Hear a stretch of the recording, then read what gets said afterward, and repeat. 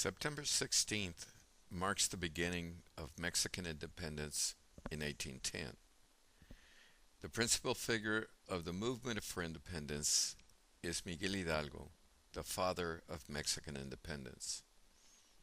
On that first 16, Hidalgo gave el grito, the cry for freedom, the call for Mexico's independence from Spain. Spain had begun the conquest of Mexico 3 centuries earlier, in 1521, when Hernán Cortés toppled the Aztec Empire. Thereafter, conquistadores and explorers spread across a good part of North America, calling the colony New Spain. Spaniards found large silver deposits in the mountains of the New World, and they extracted the silver for 3 centuries and hauled it back to Spain. Spaniards also took over Indian towns in central Mexico, setting aside some fields for themselves and forcing the Indians to work those fields. Eventually, Spanish landowners took more land from Indians and enslaved them. This was called the hacienda system. The products from those fields were traded in local and regional markets.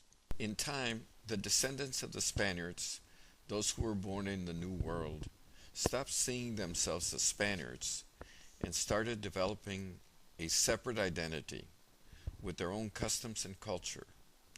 They were becoming a separate people, Mexicans. In the 1770s, there's dramatic change in the colony. A new family of Spanish kings and queens, the Bourbons, introduced new ideas and technology for the mining of silver, for farming, for energizing business. All of this creating a new prosperity in the New World economy. The new openness and prosperity also brought new ideas about individual freedom and self-determination. Ultimately, the Bourbon kings became afraid that New Spain was drifting away and would become independent. Their fear was that New Spain would become Mexico.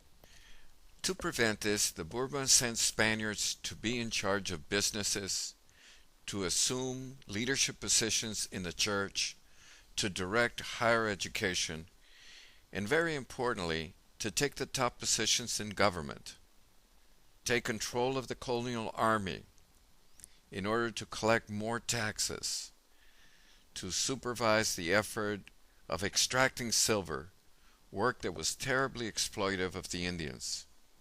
Indeed, Spaniards intruded into every aspect of life in New Spain. Father Miguel Hidalgo and the other leaders of Mexico's independence movement were all affected by Spain's attempt to control the top positions across the colony. Miguel Hidalgo was born on May the 8th, 1753, on the Hacienda de Corralitos in the countryside in the region of Guanajuato. Hidalgo's father was a manager of this large farming complex, the Hacienda, and young Miguel and his brothers had chores to do on the Hacienda. But the heaviest work on the Hacienda was done by Indians, and the young Miguel saw this.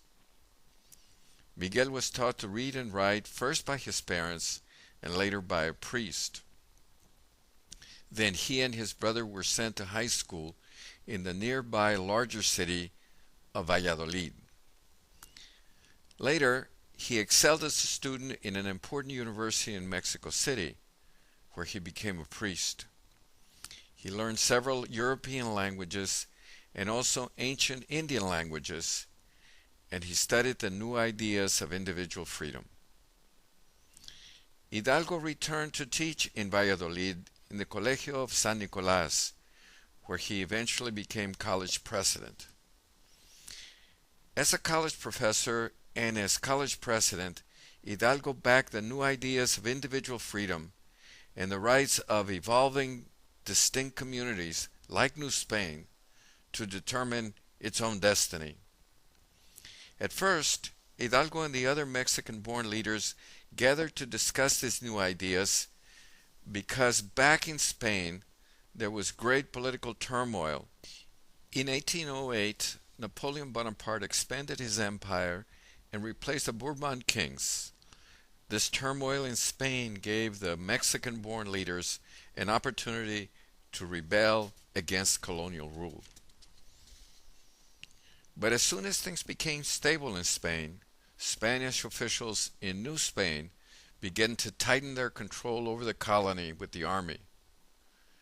Because he was considered a dangerous person, Hidalgo was removed from his position of leadership in the college and sent off to the far-off town of Dolores in the region of Guanajuato, near to where he was born.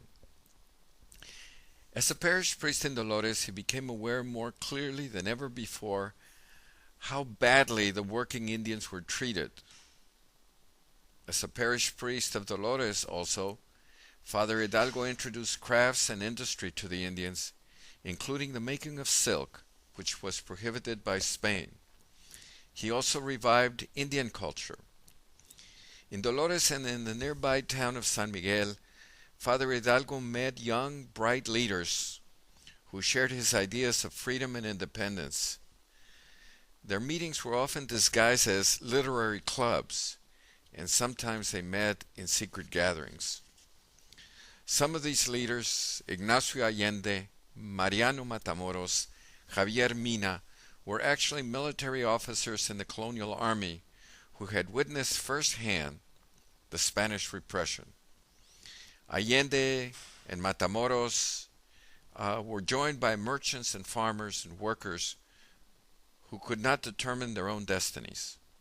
They and all the residents of New Spain were being harassed by Spanish officials who were constantly trying to collect more taxes for the empire.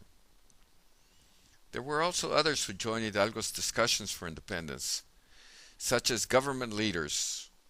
Among this, Miguel Dominguez, a corregidor, a local official in the larger city of Querétaro, and his wife, Doña Josefa Ortiz de Domínguez. Eventually, the Spanish government found out about these meetings, and a decision was made to arrest Hidalgo and the other leaders who were planning to fight for independence. Doña Josefa Ortiz de Domínguez found out about this decision, and she passed this information secretly through the keyhole of a locked door to a fellow conspirator. This collaborator, Ignacio Perez, galloped from Querétaro to San Miguel and then on to Dolores to warn Father Hidalgo. When they received word of the Spanish plans to arrest them, Hidalgo, Allende, and the others decided to move the date for the rebellion. In the middle of the night of September 15th, Aldama, Allende, and Hidalgo took over the town of Dolores and set free the political prisoners. Then on the morning of September 16th, Father Hidalgo rang the church bells, gathered the people of Dolores, and gave el grito, Viva Mexico, that historic call for Mexican independence. The fight for independence would be a long one, but the insurgents seized the day and marched forward to capture the region. The first stop of Hidalgo's army was San Miguel, Allende's hometown. Then they went on to Atotonilco, where Father Hidalgo took up the banner of Our Lady of Guadalupe as the symbol of the movement's commitment to social justice for the Indians. At this point, Hidalgo decreed the freedom of slaves. Then the army moved on to the larger city of Celaya and on to the major silver center of Guanajuato. In Guanajuato, the Spanish population and the army garrisoned themselves and their silver in the Alhóndiga de Granaditas, a formidable fortress granary. From the Alhóndiga, the Spaniards fired cannon shots at the insurgents until a young miner, Juan José de los Reyes Martínez, El Pípila, strapped a limestone slab on his back and crawled to the wooden door, setting it on fire with a torch. In the attack of the Alhóndiga, Hidalgo's army turned into a mob of destruction. Thereafter, Hidalgo reorganized the army and marched on to Mexico City itself. Perhaps fearing the destruction of the army by the Spanish troops gathered in Mexico City, Hidalgo decided to retreat After that, Hidalgo's fortunes changed dramatically. He suffered a devastating defeat at the Bridge of Calderon outside of Guadalajara at the hands of highly trained and well equipped Spanish forces. Then, as he retreated to the north, Hidalgo, Allende, and other leaders were captured and taken in chains to Chihuahua, where they were jailed, tried, and executed. Their heads were severed from their bodies and then hung on the four corners of the Alhóndiga de Granaditas, the site of that first and fiercest battle of independence. But the fight for independence continued with José María Morelos, another priest, and other army officers and local leaders such as Nicolás Bravo, Guadalupe Victoria, and others. Morelos too was eventually captured and executed, but the struggle continued. Finally, Spanish rule over Mexico came to an end when another army officer, Agustín de Iturbide, changed sides and marched his army into Mexico City in 1821. Iturbide's moment of glory was diminished by his grasp of power in declaring himself Emperor of Mexico, and he too had to be brought down in 1824. At that point, Mexico became a republic under a constitution, and the hopes of rebel leaders like Hidalgo and others, expressed with great determination in El Grito on that first 16, were finally fulfilled.